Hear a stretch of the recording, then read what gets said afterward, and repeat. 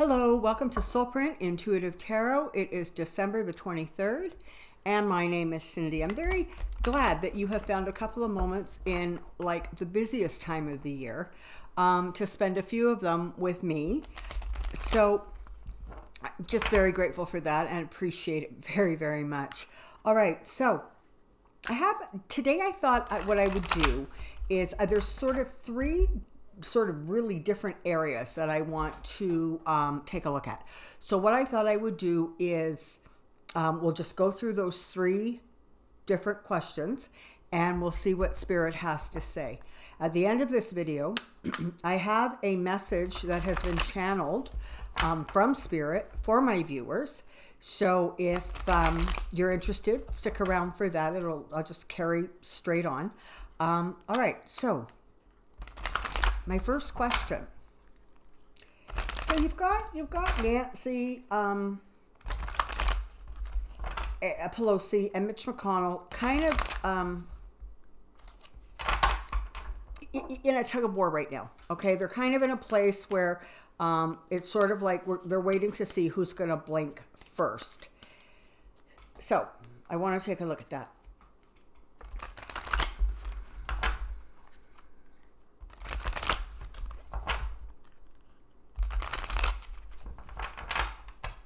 All right, come on down. I have a question. Okay, so tell me about Mitch McConnell, Nancy Pelosi. Who wins? McConnell, Pelosi status. McConnell, Pelosi strategy. Let's see what we can find out.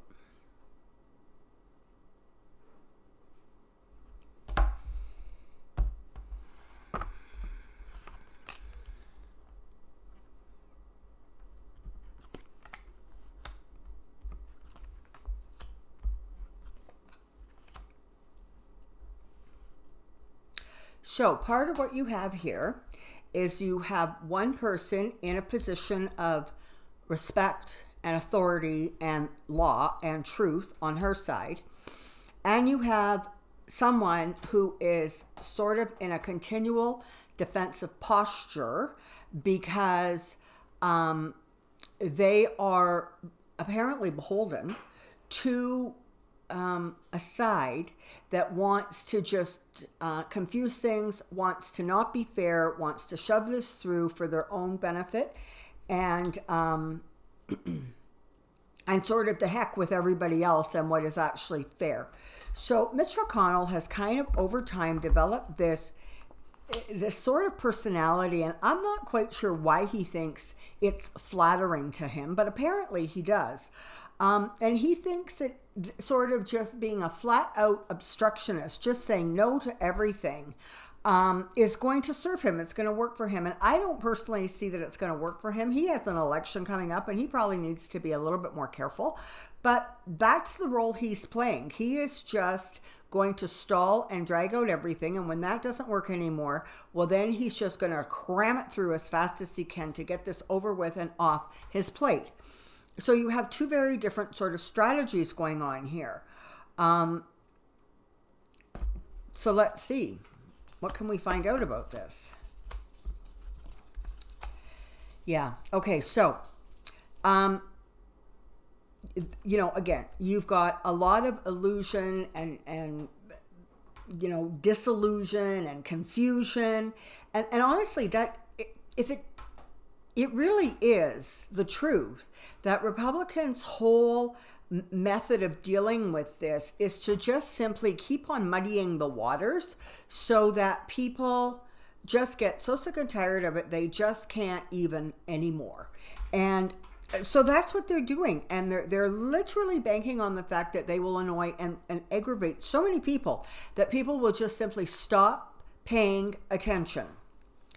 And I don't know that it's actually a strategy that's going to work for them, but it sort of seems like that's the only game that they have left to play, especially when you have a president who is insisting that this trial be a circus. And Mitch McConnell wants it, you know, done in one and quiet and swept under the rug. And then you have Pelosi sort of standing there saying there are rules and there are legalities and they need to be followed. So this is a really interesting sort of pull of war, if you will, except there's like kind of almost like three people pulling on the same rope, if you will, in different directions. So that's what's kind of going on there. You can anticipate a little bit more squabbling going on. You can, see where they're going to try to, the Republicans are going to try to steer this thing into calmer waters by just sort of strong arming her into getting those articles of impeachment so they can start that moving fast through it process. And I'm not so sure that that's actually going to work very well. Make no mistake, there are orders or suggestions or indications from overseas about how these situations need to be played. So you very definitely have foreign interference because, of course, when you have not only a puppet in office, but a puppet who is a fool, they don't want to see him go because, come on, he's doing their bidding better than, their own countries are doing their bidding. Okay, so that is sort of part of the push and pull that's going on there. And it's going to get heavier and heavier to sort through.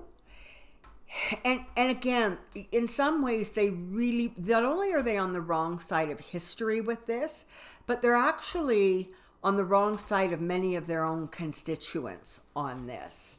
Some 51% of the people are interested in hearing those witnesses and having a normal, regular trial. And in fact, at that point, then removing him from office if, everything bears out the way it should, and certainly has given us no reason to indicate otherwise. So they're kind of they're almost in a position where they're walking a very lonely road. So expect a little bit more tussles.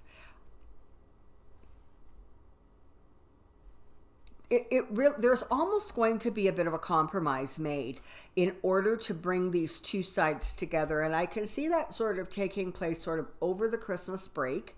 There's going to be some work going on behind the scenes. And I think at that point, you're going to see some sort of a negotiation, something that comes out sort of both sides didn't get everything they wanted, but they get some of what they wanted. There is a real desire with like 70%, if not more, of the country who wants the truth to come out and they want law to prevail. There is only that very, very small percentage of Republicans who are told what to think that think that everything he's done is perfect. So yeah, there's a lot of work that's going to go into this. Okay, this is not just going to be a clear-cut win for one or the other, but make no mistake, Mitch is well aware of Nancy Pelosi's skills and what she can do. And so in some ways, he's sort of playing his best chess game, and so is she. And, we're going to watch this unfold. But I think ultimately what you're going to see is if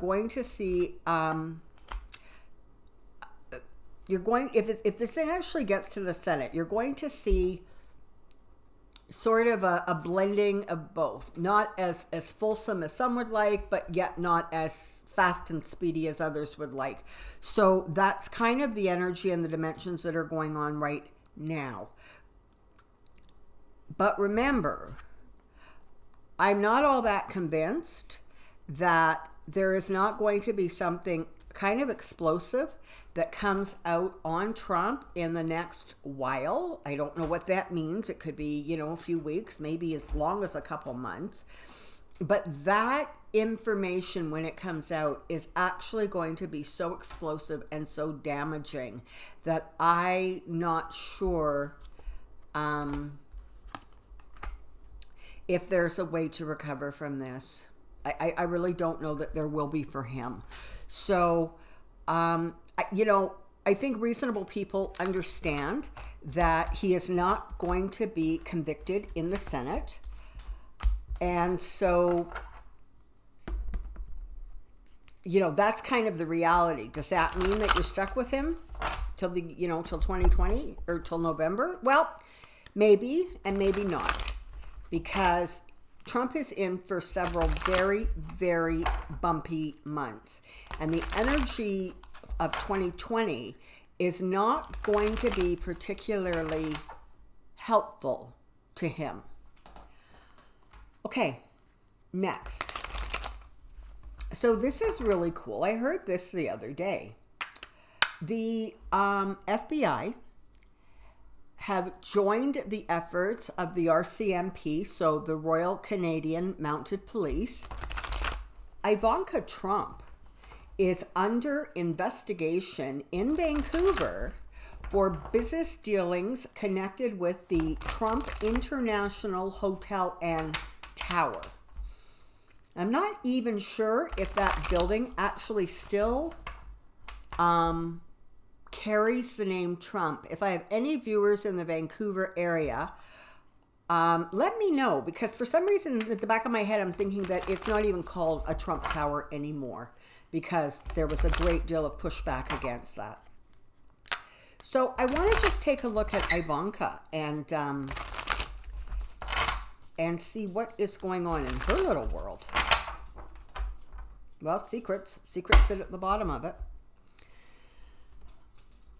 Ivanka, RCMP, FBI. Ivanka, RCMP, FBI. Ivanka, RCMP, FBI. That's just way too many letters. All right, here we go. Ivanka, what's going on with you, girl?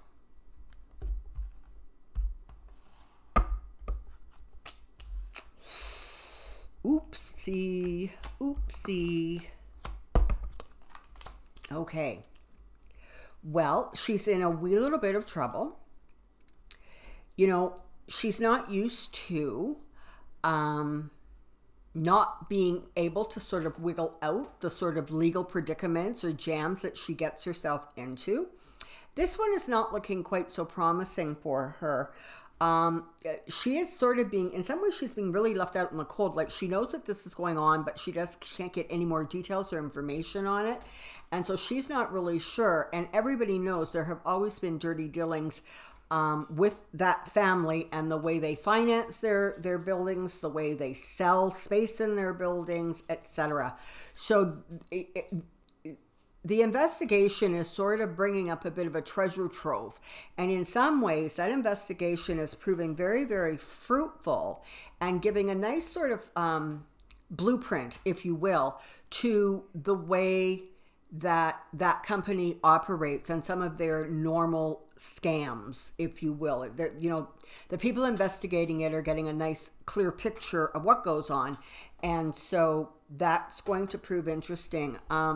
She's destined to be disappointed and sad in however this turns out. I mean, she's going to be, I'm pretty sure, she's going to be charged with something. Now, they may be able to make that go away. There may be a fine. I'm not sure, but this is actually something that she's going to carry with her as a burden for a significant time going forward. So I don't think this one they're going to be able to kind of sweep it under the rug, if you will. And she really is in a position of juggling, right? I mean, on the one hand, she's trying to be very loyal to her father, who demands everything. And she's also very, very protective of her children. I can't really say the same energetically for her marriage, but definitely she is motivated by keeping her children safe. And safe in Ivanka's world is not safe the way you and I perceive safe. Safe for Ivanka means more and more material possessions, more and more money to buffer, more and more. Their idea of safe is almost balanced with the accumulation of assets. And the more assets they have, the more they believe that they are safe. But definitely you've got a situation where There is some definite male authority. So, you know, male investigators, maybe a male judge, I'm not sure, but there is some definite male strong energy that is coming into play with this situation. And it's going to be, again, one of those situations where the way you communicated the truth, which necessarily wasn't the truth, the emotions that you triggered in people, you're going to wish that you could take them back, but you can't. And you're not going to be able to. And a whole bunch of your tricks are going to be exposed. And this connects all three children, okay, in some way. If Eric and Don Jr. are not connected specifically to the Vancouver building, then, like I said, the fruitfulness that's coming out, they're going to be able to apply it to the three of them, and indeed the four of them. Yeah, she's not going to like what comes. She's not going to like the offer at all. She's going to think that her money can get her out of this. And it's not going to. It's not going to. You've got a real balance coming here between basically right and wrong, okay? And they have been operating in a very tilted way for a very long time, right? If it's bad, but it gets them what they want, that's good. And if it's fair and just, that's completely irrelevant. But there is going to be some balance and some truth coming. And, you know, don't forget, this would be hot on the heels of, it was just like last week, I think, or maybe the week before, where the Trump charity had to pay back a $2 million fine to charities that they didn't really give money to. And the Trump kids have to go to How Not to Be Corrupt school. They literally are being mandated to go somewhere and learn about like business practices and morals because they don't have what they should have. So this is going to be just another hit. And again, we got to remember as this is unfolding, and I'm not the only one, a lot of readers have said it. I know I have been saying it since literally last February, that Trump is going to get brought down by 1,000 cuts, right? It's not going to be one thing. And honestly, this is going to go on long after he is out of the presidency, okay? Like, don't kid yourself into thinking that all his troubles go away when he's not protected by the White House. In fact, his troubles are going to amplify because he doesn't have that protection. And yet the last 3 years so far have taught him absolutely nothing about humility, about deferring to people who have knowledge. Like, you know, as the mental deterioration continues, he is less manageable. And so he doesn't hear and he doesn't believe that anybody knows any better. You know, he knows it all. So in his own way, he's going to be not only being cut 1,000 times, but he's also going to be inflicting some of those wounds himself. Okay. And the other thing I wanted to take a quick look at is Kim Jong-un has promised the United States a Christmas present. And from what I understand, there is some satellite imagery indicating that there were some more buildings sort of built in the last while. And, you know, are those buildings housing the information on the long-range missiles? Okay, so, you know, do I think he's going to shoot a long-range missile? Oops, hold on. Sorry. Do I think that he's going to shoot a long-range missile at, you know, New York? No, I don't. I don't think that they're anywhere near ready or prepared for that. But could there be some testing that gets done that, you know, perhaps makes people in the United States sit up and think that actually, you know what, he played Trump so well and so brilliantly. And Trump is, you know, malleable, absolutely malleable, that, you know, they carried on doing what they were doing because they could fool Trump into believing they weren't doing it. Because, you know, they just said so. And that apparently is all they need. And don't forget, they got so many perks and bonuses from Trump meeting with him that, you know, they're kind of good with the crazy that's going on, okay? So let's take a quick look at Kim Jong-un, North Korea, and Christmas. So, Kim Jong-un, North Korea, USA. Kim Jong-un, North Korea, USA.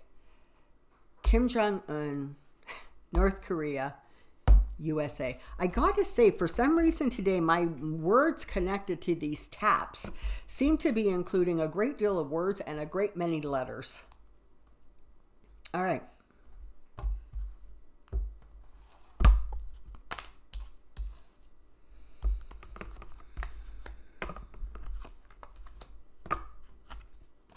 Yeah, okay. Donald Trump, the Fool, of course, is one of my Trump cards, has really bestowed upon the North Korean leader a great many fruitful gifts. They have boosted this man's status with his own people. Now, okay, they're forced to believe what they believe, but it is because of the Trump situation, it has grown bigger, okay? He allowed them to sort of have the mantle that what they were doing was okay. He kind of gave them a green light because he was completely incapable of negotiating something for something else. You know, this is the thing, right? For a guy who is the flippin' king of quid pro quos, he's a crappy negotiator, right? I mean, of course, if the conversation with the Ukrainian president was an indicator of his brilliant negotiating techniques, well then, okay, we understand a great deal better now than we did before. People who are in the know, okay, people who are in the know, there are concerns. They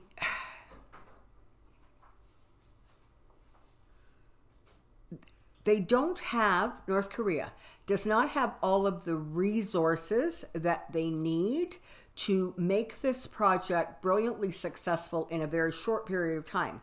Certainly given a space of time, they will accomplish their goal. Again, North Korea, generational leadership, leadership that holds all of the assets to themselves, and the people, you know, literally are starving. So people who realize what's going on in North Korea, and people who realize the facts, they have genuine concerns. Does Trump have genuine concerns? Of course not.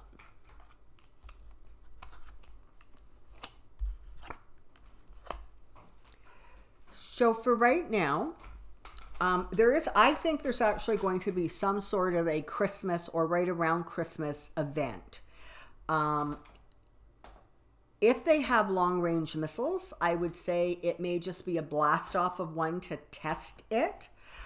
But somewhere around Christmas, and I don't know that it's going to be the 25th, but somewhere right around the Christmas season, you're going to see some activity from North Korea. It is not going to be enough to put the United States in a panic mode, but it is going to be enough to make them once again question their commander-in-chief and his abilities to actually hold a country together. So that, again, is not going to look good for his presidency. So, I wouldn't panic. I wouldn't be concerned. I think I would just know that North Korea is doing what North Korea does. And for right now, all we can be is really grateful that North Korea doesn't have the assets that they require, and they don't have the ability to get some of the stuff they require, although they've gotten a lot of it from other countries. And, you know, so there is that. But as far as Christmas goes, I think just if you're hearing those news reports, don't get overly concerned about them. Something's going to happen probably, but I don't think it's going to be a big, terrifying, scary deal. Okay, so in view of the holiday season, I channel.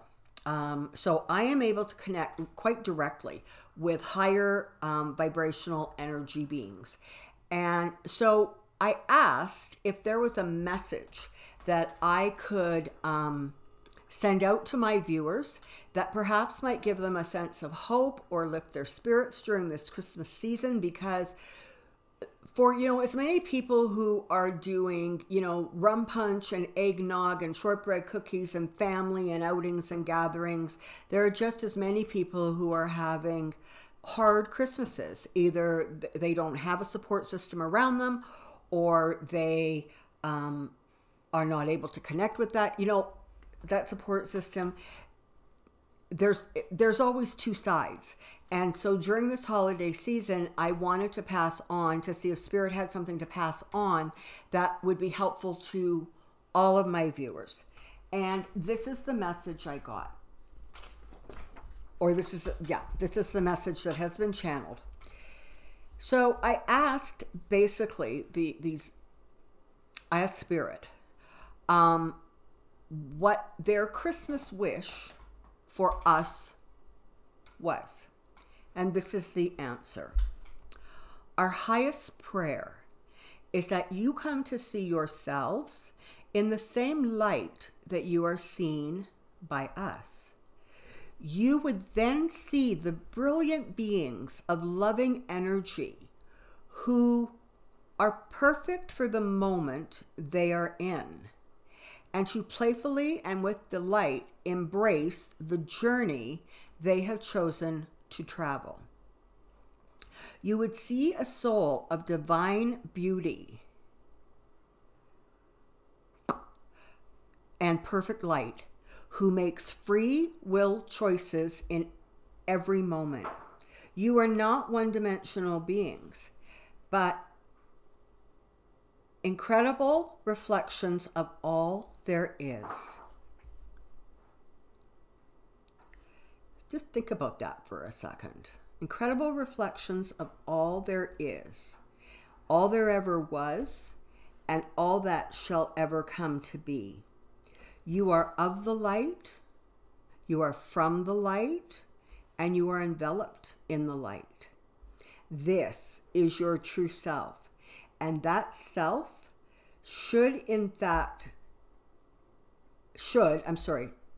that true self should, in fact, must be honored in all the ways, as this is the starting point from which life is created.